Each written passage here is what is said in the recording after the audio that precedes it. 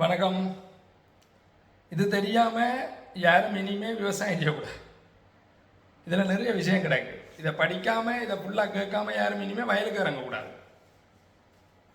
எங்களுக்கு தெரியாததால, இதை சொல்லித்தராததாலே, அல்லது இதை பற்றி நாங்கள் தேடி படிக்காததால நிறைய காசையும் இழந்து நிறைய வருத்தங்களையும் வாங்கி கொண்டிருக்கிறோம்.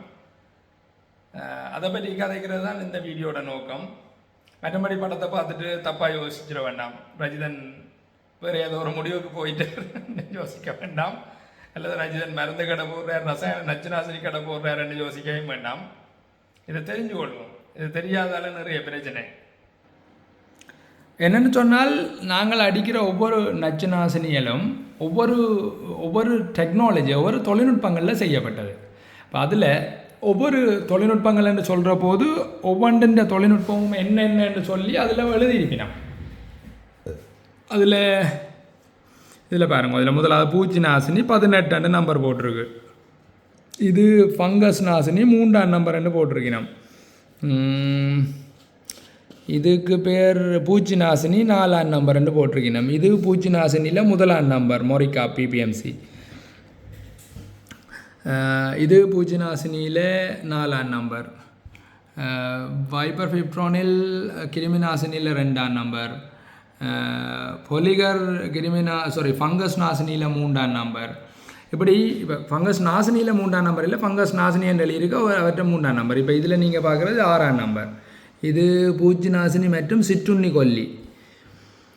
இப்போ இப்படி ஒவ்வொரு இண்டுக்கும் ஒவ்வொரு நம்பர் இருக்குது. இதில் லோஜெண்ட் அங்கேயோ கிடக்கிற லோஜெண்ட் கலை நாசினி. இதில் நம்பர் தெரியல. பூச்சியம் பூஜ்ஜியம் இங்கே கீழே எழுதியிருக்கார் பூஜ்ஜியம். இந்த நம்பரை கட்டாயம் கவனிக்க வேணும். இதுதான் திரும்ப எழுதியிருப்பினம் பாருங்கள். இதுதான் முக்கியமான மெசேஜில் ஒன்று. இதில் இதே தொழில்பாடுடைய கலைநாசினிகளை தொடர்ச்சியாக ஒரு வயலுக்கு பயன்படுத்துவதை தவிர்க்கவும். விளங்குதோ?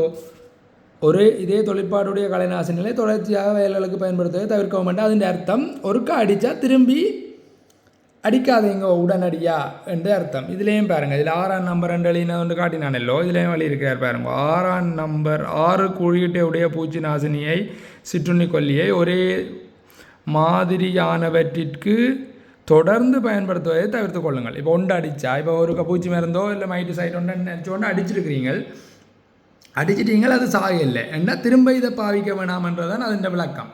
அது ஏனென்ற விஞ்ஞான விளக்கத்தை நான் கடைசியில் சொல்கிறேன். இவர்லையும் எழுதியிருப்பார். எல்லாரும் எழுத வேணுமென்றது எங்கண்ட இந்த இதில் எழுதியிருக்கு. 1 செயற்பாட்டை உடைய பூச்சி நாசினியை கொஞ்சம் சின்ன நாள் இருக்குது தொடர்ச்சியாக ஒரு வயலுக்கு பயன்படுத்தவே தவிர்க்கவும். எல்லாரும் இதை எழுதியிருக்கணும். அதை எல்லாத்தையும் நான் காட்டுறதுக்கு காரணம் என்னென்னு சொன்னால், முழு பேரும் இதை எழுதியிருப்பினோம். எழுதாமல் இங்கே விலங்கையில் பெர்மிஷன் எடுக்கல. அது இந்த 4 குறியீடுடைய கிருமி நாசினிகளை ஒரே செய்கைக்கு தொடர்ந்து பயன்படுத்துவதை தவிர்க்கவும் இந்த ஆள் இருக்கிறார்.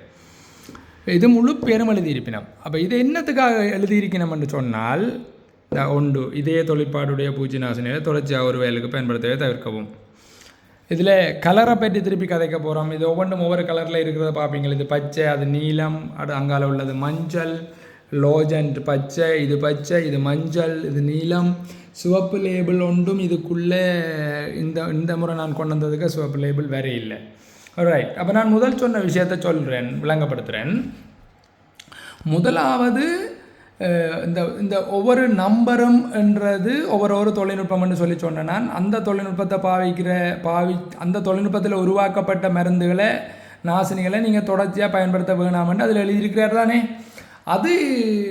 அது என்ன விஞ்ஞான விளக்கம் என்று சொன்னால், இப்போ சில பூச்சி நாசினி மைய நரம்பு தொகுதி அடிக்கும், சில ஃபங்கஸ் நாசினி சுவாசத்தை கண்ட்ரோல் பண்ணி, சில பூச்சி நாசினி சுவாச தொகுதி அடித்து பூச்சியை கொல்ல வைப்பார், சிலது மைய நரம்பு தொகுதி அடிப்பார், சிலது அதாவது இந்த சமீபாட்டு தொகுதி அடிப்பார், சிலதை தோலில் எரிச்சலை ஏற்படுத்துவார்னு சொல்லி ஒவ்வொரு தொழில்நுட்பத்தில் நாங்கள் இந்த நாசினிகளை நாங்கள் உற்பத்தி செய்து விவசாயிகள் பயன்படுத்தி கொண்டு வரோம். எங்கே நாங்கள் உற்பத்தி செய்கிறோம், எல்லாம் இறக்குமதி தான். இப்போ தான் ஒரு சிலர் விவசாய திணைக்களத்தின் முயற்சிகளோட கோத்தபாய ராஜபக்ச இருந்த டைமில் இந்த இலகுலையில் பூச்சி நாசினி செய்கிறேன்னு சொல்லி விவசாய திணைக்களம் எடுத்த முயற்சியின் ஊடாக இதில் புதுக்குடியிருப்பில் ஈடன் ஃபார்ம் ரஜிதரன் மாதிரியான ஆக்கள் சில பூச்சி மருந்துகள் இயற்கையாக உற்பத்தி செய்து கொண்டிருக்கணும். அதை விட பெரும்பாலானதுகள் எல்லாம் 190% மேலே இறக்குமதியெலாம் இருக்கிறோம். அதை பற்றி கவனமாக பயன்படுத்துறது எப்படி என்று படித்து கொண்டோம்னு சொன்னால் எங்கள்ட பொருளாதார இழப்புகளை குறைக்கலாம்ன்றதுக்காக தான் இந்த வீடியோ. அப்போ ஒவ்வொரு தொழில்நுட்பத்தில் இருக்குது ஒவ்வொரு மருந்துன்னு சொன்னேன் நான். அப்போ அதே தொழிற்பாட்டுடைய மருந்துகளை திருப்பி பாவிக்கக்குள்ளே என்ன நடக்கும்னு சொன்னால், இப்போ ஒரு 1000 பூச்சி இருக்கக்குள்ளே நாங்கள் ஒரு நாசினியை விசிறிட்டோம். அது இயல்பாகவே 1000 பூச்சியும் சாகாது. அப்படி நாங்கள் ஒரு நாசினியை செய்யவும் இல்லாத செய்கிறே இல்லை. 1000 பூச்சியில் ஒரு 10 பூச்சி தப்பும்.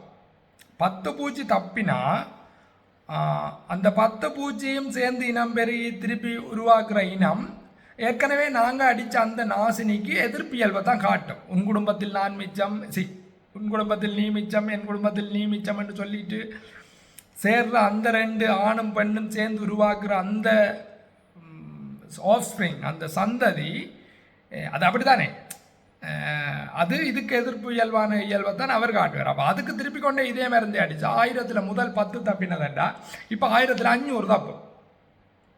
இப்படியா தொடர்ந்து அடின்னு அடிச்சு விட்டா 1000 கொண்டும் சாகாத ஒரு நிலைமை ஒன்று வந்துடும். இப்படித்தான் எங்களுக்கு நிறைய பூச்சி நாசினிகள் வேலை செய்யலைன்னு சொல்லி கம்ப்ளைண்ட் பண்ணுற சம்பவங்களை விவசாயிகள் பார்த்துருப்பீங்க, நீங்களும் அனுபவிச்சிருப்பீங்க. இப்போ உதாரணத்துக்கு நான் சொல்கிறேன், சிஐசிஇந்த வேட்டக்கோ நல்லா வேலை செய்தது ஒரு காலத்தில் புழுவுக்கு. அடிச்சு எல்லாத்துக்கும் தொட்டத்துக்கும் வேட்டக்கோ ஒரே வயலுக்கு திருப்பி வேட்டக்கோன்னு அடிச்சு இப்போ வந்து அழுது கொண்டிப்பினம் அது வேலை செய்யலைன்னு சொல்லி. இப்போ போன முறை தத்திக்கு எல்லா மருந்தும் அடித்து ஒன்றும் வேலை செய்யலை. சன்னைக்ரோண்ட பெக்சலோன்னு சொல்லி ஒரு மருந்து ஒன்று 2 வருஷத்துக்கு முன்னுக்கு வந்தது. இதில் கிடக்குது, அது எனக்கு முன்னால் இருக்குது. இப்போ நான் காட்டினான் முதல்ல உங்களுக்கு 4ஆம் நம்பர் அடித்தது, பச்சை கலர் லேபிளோடு இருக்கிறவர். சரியான விலை நான் நினைக்கிறேன். இந்த குப்பி ஏதோ 3500 நினைக்கிறேன். 4990 லேபிள் ப்ரைஸ். எத்தனை மில்லி? 50 மில்லி. ரைட். அப்போ விலைகள் அடுத்ததை பற்றி ஒன்றும் கதைக்க வேணாம். அது இப்போ நான் ஆர்கானிக் கதைக்க வரையில்லை இதுக்குள்ளே. இது இன்றைக்கு நான் கதைக்க வலிக்கிட்டதே வேறு ஒரு விஷயம். இது இதை நீங்கள் கட்டாயம் விளங்கி வச்சுருக்கோன்றதுக்காக. ஸோ பெக்சலோன் தொட்டு அந்த அடிச்சு முதலாம் தரம் அடித்து 15 நாளில் திருப்பி அடித்து இப்போ பெக்சலோன் வேலை செய்யலை என்று சொல்ல கொஞ்சம் பேர் வலிக்கிட்டோம். அடுத்த முறைக்கு இந்த இனி வார சிறுபோத்துக்கோ பெரும்போத்துக்கு பெக்சலோன் அநேகமாக ஒரு சொல்லு கேட்காதுன்னு நம்புகிறேன். இப்போ ஒன்று வேலை செய்தேன்னா அதை வச்சு தொட்டந்து அப்படி வச்சு வாரி கட்டி அடிக்கக்கூடாது, சுற்றி ரவுண்டு கட்டி. புல்லு மருந்துக்கும் இது பொருந்தும், கலைநாசினிகளுக்கு. இப்போ மெல்லமாக சொல்ல வலிக்கிட்டீங்க, வெள்ளை கோழிச்சூடன் சாகுது இல்லை, தண்ணி புல்லுக்கு வேலை செய்ய டாராவோ டோராவோ டக்குன்னு பேர் வருது இல்லை, தண்ணி புல்லுக்கு முந்தி நல்லா வேலை செய்யுது, இப்போ வேலை செய்யலை. அது எந்த உயிரினமும் தண்டை ஆஃப்ஸ்ப்ரிங் அழிஞ்சு போகிறத விரும்பாதையா. அது தண்டை சந்ததியை காப்பாற்றுறதுக்கு தான் நிற்கும் எப்போவுமே. தான் அழிஞ்சு போனாலும் பரவாயில்லை, தன்னை சந்ததி அழிஞ்சிடக்கூடாதுன்றதுல ஒவ்வொரு உயிரினமும், அது மனிதனாக இருக்கலாம், மானாக இருக்கலாம், மண்டைக்கு இருக்க பேனை எனக்கு இல்லை பேனாக இருக்கலாம், என்னவா இருந்தாலும் அது தன்னை சொந்த ஆஃப்ஸ்ப்ரிங், அதாவது சந்ததி அழிகிறத விரும்பாது. அது அதுக்குரியதை கண்டுபிடிச்சு கொண்டே இருக்கு. அதான் இயற்கை, அதான் படைப்பு. அதால தான் ஒரு நாள் நான் இந்த பயிற்சி வகுப்புகளில் நெடுக சொல்கிறேன், நான் பூச்சி நாசினிகளை அடித்து பூச்சியை கொல்லுதல் என்று வலிக்கிடாயங்கோ. பூச்சி முகாமைத்துவம், பெஸ்ட் மேனேஜ்மெண்ட் என்று தானே படிக்கிறோம், பெஸ்ட் கில்லிங் என்று படிக்கிறேன் இல்லையே நாங்கள். பெஸ்ட் மேனேஜ்மெண்ட் முகாமை செய்யலாம், அதுவும் பாழணும், நாங்களும் பாழணும். ரைட். அதுக்கு ஐபிஎம்ன்ற கன்செப்ட் எல்லாம் இருக்குது. ஐபிஎம்மில் கடைசியாக தான், ஐபிஎம் கூம்பகத்தில் கடைசி தான் கெமிக்கல். அந்த கெமிக்கல்லையும் கடைசி தான் தொங்கல் மருந்துகள் எல்லாம், அதெல்லாம் வேறு கணக்கு விஷயம் எல்லாம் படிப்பிச்சு கலைச்சி போச்சு. அது யாரும் ஒரு கொஞ்சம் பேர் கேட்குறீங்க, மிச்சாக்கள் அதை கேட்குற மாதிரி இல்லை. அப்படி இருந்தும் சரி, மிச்சாக்களுக்கு சொல்லிக் கொடுப்போமே என்று சொல்லித்தான் இன்றைக்கு கனநாள் இந்த போத்துல எல்லாம் எடுத்து வச்சு பார்க்க தெரியும், எல்லாம் பழைய போத்துலல் கிடைக்குதுக்குள்ளே இன்றைக்கு இதை தூக்கி கொண்டு வந்தேன். சரி, அப்போ நீங்கள் ஒரே குறியீடு, இந்த குறியீடை கட்டாயம் கவனிங்கோ. போன முறை அடித்த, இப்போ இதுக்கு நல்ல வழி என்னென்னா, அடித்த பூச்சி நாசினி போத்தில் எறியக்கூடாது. அட்லீஸ்ட் போத்தில் எறிகிறனாலும் இந்த லேபிள் எடுத்து வச்சுக்கொள்ளணும். இந்த லேபிளை எடுத்து வச்சா தான் உங்களுக்கு தெரியும், நான் இதான் பாவிச்சேன், இதான் நான் இந்த நாசினி தான் நான் அடித்தேன் நான். அப்போ இதை அடித்தா அடுத்த முறை இதே பிரச்சனை வருதுன்னு சொன்னால் அது வேறொரு பூச்சியாக கூட இருக்கலாம். ஆனால் நான் ஏற்கனவே இது நம்பர் 1ல் ஒன்று அடிச்சிருக்கேன், 1ஆம் நம்பரில் ஒன்று அடிச்சிருக்கிறேன் ஐயான்னு சொல்லி 1ஆம் நம்பரில் இல்லாத அடுத்த மருந்தான் நீங்கள் வேண்டி இன்னும் ஒன்று அடியுங்கோ. அடுத்தது இந்த நிறம் வந்து பச்சை நிறம் ஆபத்து குறைஞ்ச. இதில் ஆபத்து குறைஞ்சன்றது சில மாறி விளங்கி கொண்டவே பூச்சிக்கு ஆபத்து குறைஞ்சன்று அப்படி இல்லை. இது மனுஷருக்கு ஆபத்து குறைஞ்சது. பச்சை ஆபத்து நல்லா குறைஞ்சது, நீலம் அடுத்த ஆபத்து, மஞ்சள் அதுக்கடுத்த ஆபத்து, அதுக்கடுத்த ஆபத்தானது தான் சிவப்பு இதில் இல்லை. கூடுதலான சிவப்புகளை இலங்கை தடை செய்து கொண்டு வந்துட்டோம். அதுக்கும் விவசாயிகள் நிறைய சத்தம் போட்டு கொண்டிருக்கணும், நீங்கள் மருந்துகளை தடை செய்கிறீங்க, நாங்கள் என்னென்று விவசாயம் செய்கிறது என்று சொல்லி. இப்போ ஐபிஎம் என்றது ஒரு கன்செப்ட் இருக்குது, ஒருங்கிணைந்த பீடை முகாமைத்துவம். ஒருங்கிணைந்த பீடை முகாமைத்துவத்தில் கடைசியாக தான் நாங்கள் ரசாயன மருந்துக்கு நாசினிகளுக்கு வர வேணும் என்று சொல்கிறத நெடுக சொல்லி கொண்டிருக்கேன். இந்த வீடியோ பார்க்குறாக்கள் உங்களுக்கு ஐபிஎம் கன்செப்டை பற்றி தனியொரு வீடியோ ஒன்று தர வேணும்னு சொன்னால் சொல்லுங்க, கீழே போடுங்க அல்லது ஆமண்டு போடுங்க. நான் கட்டாயம் ஐபிஎம் சம்மந்தமாக ஒரு வீடியோ ஒன்று நிச்சயமாக தாரேன், அதையும் பார்த்து பலன் பெறலாம். இதை ஏன் இப்போ நான் இவ்வளவு அழைத்து சொல்கிறேன்னு சொன்னால், இந்த முறை இந்த மத்திய கிழக்கு பிரச்சனைகளோடையும் ஏற்கனவே எங்கண்ட பொருளாதார பிரச்சனைகளோடையும் இலங்கை ஏற்கனவே தள்ளாடி கொண்டிருக்கிற பொருளாதார நிலைமையெல்லாம் இருக்குது. இதில் நீங்கள் எக்ஸ்ட்ராவாக வீணாக செலவழிக்கிற ஒவ்வொரு போத்திலும், இதில் பார்த்தீங்கன்னா இதுக்கு முன்னால் இருக்க ஒவ்வொரு போத்திலும், இப்போ எனக்கு முன்னாலே ஒரு 50,000 மருந்து கிடக்கும் போத்தில் கிடக்கும் போல இருக்குது. ஒவ்வொன்றும் இந்த விலையும் 3,300, 4,000, 5,500. இதெல்லாம் ட்ரையல் பார்க்குற நேரம் இல்லை. அவங்களோட வீட்டில் உங்களோட பிள்ளைகளுக்கு சந்தோஷமாக ஏதாவது வேண்டி கொடுங்க, சாப்பிட்றதுக்கு நல்ல சத்தான சிறுதானியங்கள் வேண்டி கொடுக்குறதுக்கு இந்த காசை பயன்படுத்தலாம், நல்ல உளுந்து பயிர் வாங்கலாம்னு சொல்லி அது ஒரு நாளைக்கு சந்தோஷமாக எங்கேயாலும் நீங்கள் போய் வெளியில் போய் சாப்பிட்டாது போங்க. இதுகளுக்கு செலவழிக்கிற, எங்களுக்கு தெரியாமல் செலவழிக்கிற காசுக்கு நீங்கள் அப்படியாவது அனுபவிச்சுட்டு போகணும். அந்த ஆதங்கத்தில் தான் போடுறேன். இப்போ 20,000 ஏக்கருக்கு 2 மாடு குளத்தில் மட்டும் நாங்கள் பெர்மிஷன் கொடுத்துருக்கோம் இந்த முறை. 20,000 ஏக்கர்லையும் ஒவ்வொரு ஏக்கரில் ஒவ்வொரு மருந்தாக மாறி அடிபட்டாலே 20,000 ஒவ்வொரு இப்படி ஒரு போட்டில் பாருங்களேன்.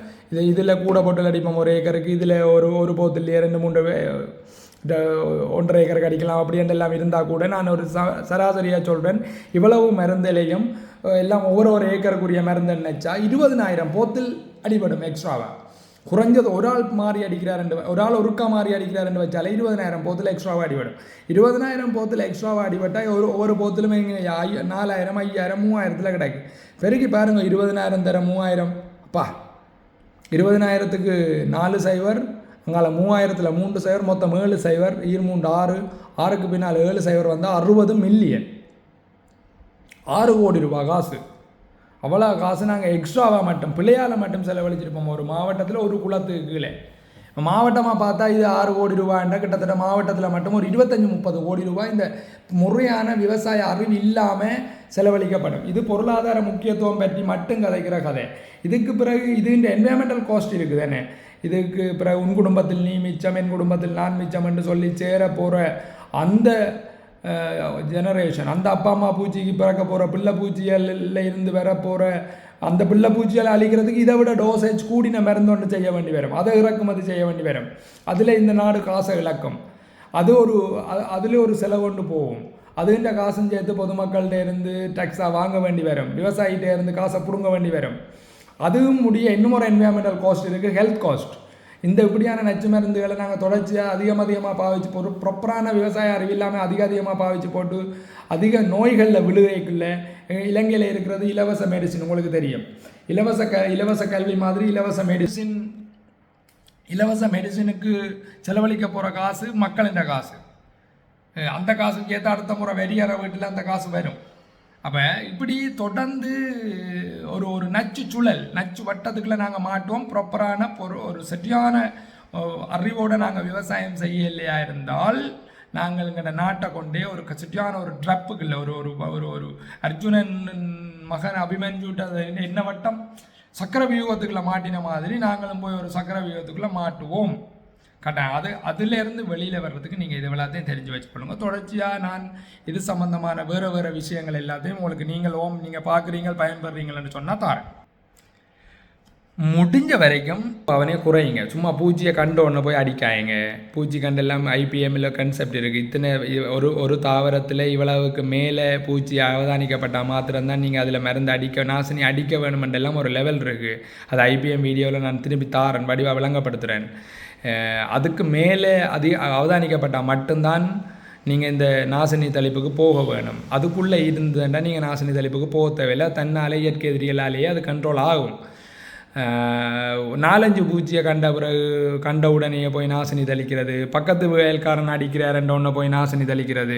என்ற ஒரு அண்ணன் முறையான ஒருத்தன் இருந்தவன், அவன் இன்றைக்கு நாட்டில் இல்லை, விவசாயம் நட்டமாமன்னு சொல்லி போட்டு வேறு ஒரு நாட்டுக்கு போயிட்டான்.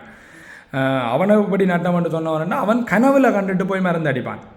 என்ற நண்பர்கள் வட்டத்துக்கு தெரியும் ஆளாரண்டு. கனவில் பூச்சியை கண்டுட்டு பயத்தில் மறந்துட்டாங்க கூட போவான்.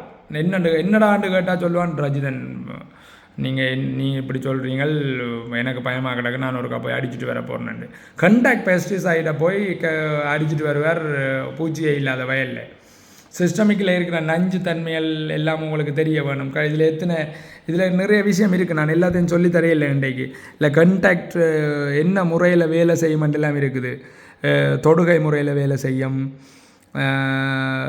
சிஸ்டமிக்ன்னு சொன்னால் கண்டாக்டண்டா தொடுகை, சிஸ்டமிக்கண்டா ஊடுருவி வேலை செய்யும் உள்ளுக்கு. அதாவது தாவரத்தில் அந்த நஞ்சு இறங்கும், அந்த நஞ்சு தாவரத்தில் இறங்கின பிறகு அந்த தாவரத்தில் போய் சாப்பிட்ற அந்த பூச்சிக்குள்ளே அந்த நஞ்சு போய் அவரை கொல்லுவார். இது கொஞ்சம் ஆபத்தான விஷயம்.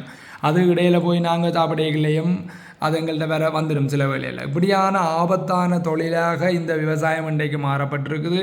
ப்ராப்பரான சரியான அறிவை வச்சுக்கொண்டு நீங்கள் விவசாயம் செய்கிறதுக்கு வரையிலையாக இருந்தால் நீங்களும் உங்கள்கிட்ட பொருளை இழப்பீங்கள், நாடும் எங்கள்கிட்ட பொருளாதாரத்தை இழக்கும். நான் என்னுடைய கண்டாக்ட் நம்பரில் எல்லாத்தையும் தாரேன். எல்லாட்ட கோலுக்கும் ஆன்சர் பண்ண எல்லாட்டியும் என்னுடைய நம்பர், நான் தரப்போகிற நம்பர் வாட்ஸ்அப் நம்பர் தான். என்ன பிரச்சனை, இதுக்கு என்ன செய்கிறதுன்றது போன்றதில் நீங்கள் தாராளமாக கேட்கலாம். வாட்ஸ்அப்பில் ஒரு இமேஜாக போட்டு வாய்ஸ் மெசேஜ் ஒன்று தாங்கோ. நான் உங்களுக்கு கட்டாயம் முடிஞ்ச அளவுக்கு என்னுடைய வாட்ஸ்அப் ஓப்பன் பண்ணுற நேரத்தில் கட்டாயம் உங்களுக்கு ரிப்ளை தர நான் முயற்சி செய்கிறேன். கோல் அடிச்சுட்டு பேசாயங்கோ, இல்லாட்ட கோல்களும் ஆன்சர் பண்ணக்கூடிய மாதிரி இல்லை, விளங்கிக் கொள்வீங்களன்னு நினைக்கிறேன். நானும் வேறு வேலைகள் செய்கிறோம், லெக்சர் பண்ணுறோம், விரிவுரையாளராக இருக்கிறோம். என்ன மாதிரி 2 படித்த வாலிபர் கூட்டுறவு சங்கத்தின் சேர்மன் சொல்லி அந்த ஒரு பொறுப்பையும் எடுத்திருக்கோம். 2K அக்ரிகல்ச்சர், 2K அக்ரோ ப்ரொடக்ட்ஸ்ன்னு சொல்லி ஒரு விவசாய நிறுவனத்தின் பொறுப்பையும் எடுத்துக்கிட்டக்கு சேர்மன் அதுலேயும் அப்படின்னு சொல்லி கொஞ்சம் வேலை கூடுது தான். ஆனாலும் விவசாயத்தை விட்டுட்டு மிச்ச ஒரு வேலையும் முக்கியத்துவம் இல்லை. கதைக்கிறது மட்டும்தான் கொஞ்சம் விடுபடும். மற்றபடி மிச்ச எல்லா தகவல்களையும் உங்களுக்கு உரிய நேரத்தில் தந்து கொண்டிருக்கிறதுக்கு நாங்கள் தயார். நன்றி. ரஜிதன், இந்திரா குரூப், கிளிநொச்சி.